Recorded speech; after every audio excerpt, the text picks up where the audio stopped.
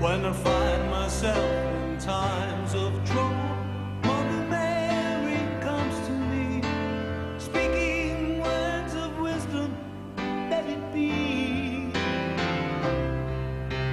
And in my hour of darkness, she is standing right in front of me, speaking words of wisdom, let it be.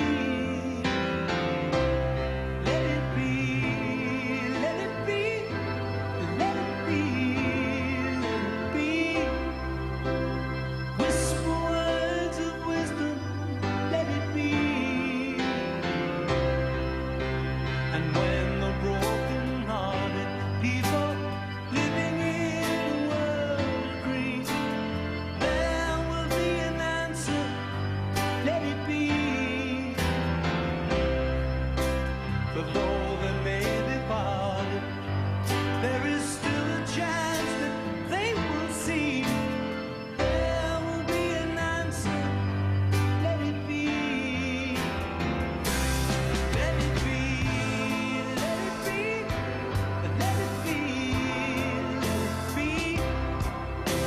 Yeah, there will be an answer, let it be. Let it be, let it be, let it be, let it be.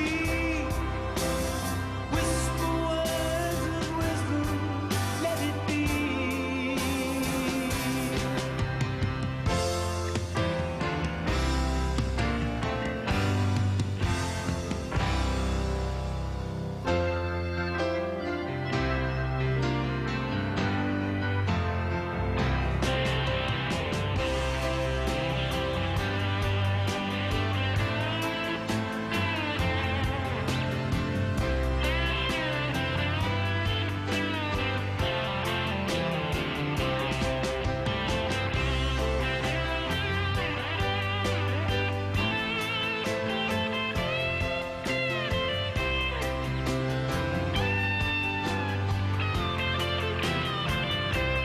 Let it be, let it be, let it be, yeah, let it be.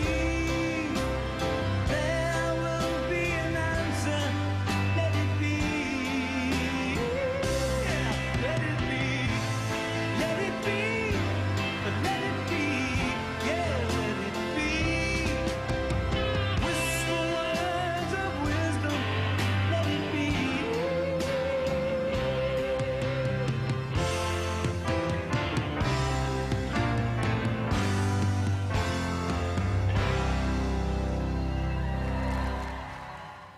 Hello, my name is Mercedes Fitzsimmons. I was born in Jackson, Michigan. I went to St. Mary's through 12 grades. I skipped kindergarten, and then I went to Marquette University. Then I had the wonderful experience of being a religious sister in Adrian, Dominican for about 16 years. Jackson, Michigan is a small community. My neighborhood was very average.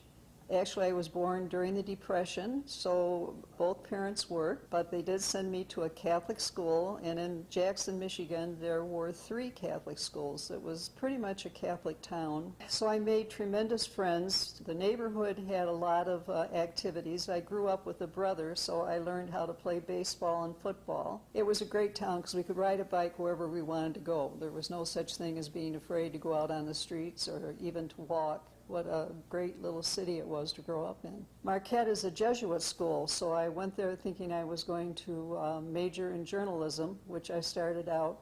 I'd always loved to write. After a year, I figured out that I wasn't exactly applying myself as a student, and I had been thinking about entering the convent. So I followed that desire, and in the summer of 1952, I went to Adrian, where the Adrian Dominican Mother House is. And your first stage is being a postulant, and then a novice, and then profess. When I was professed, I was a teacher. I started in Chicago and taught there for about 6 years, elementary school. And as was tradition. Each summer we would get a little white card that would tell us where we were going the following year. And then I was changed to Tecumseh, Michigan.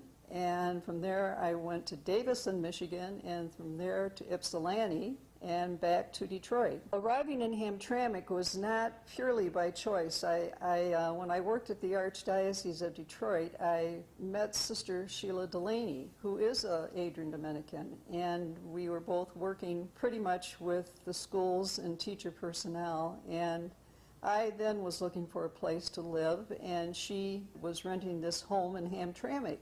And she said, well, why don't you come and live here?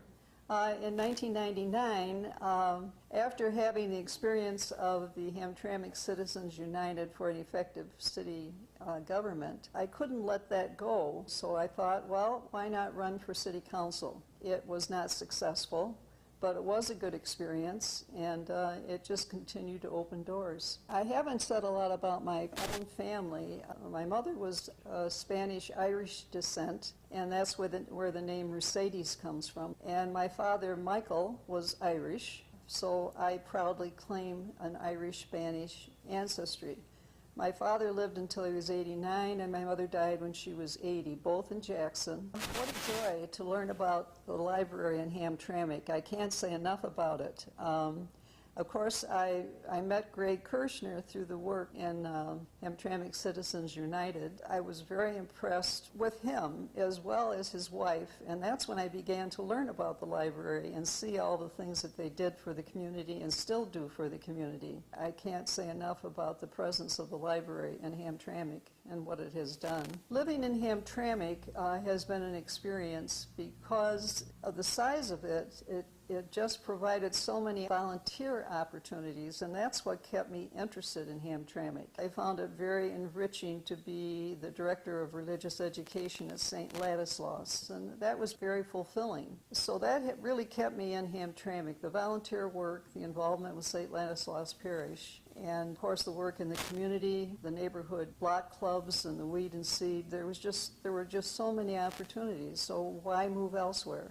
And of course, I purchased the home and put a lot into renovating it, and I loved it. So those are all the reasons I stayed in Hamtramck. I think one of the delightful experiences we had when Paul Olderbina and I had a fundraiser for the Goodfellows. No matter where I go in Michigan, I'll say I'm from Hamtramck.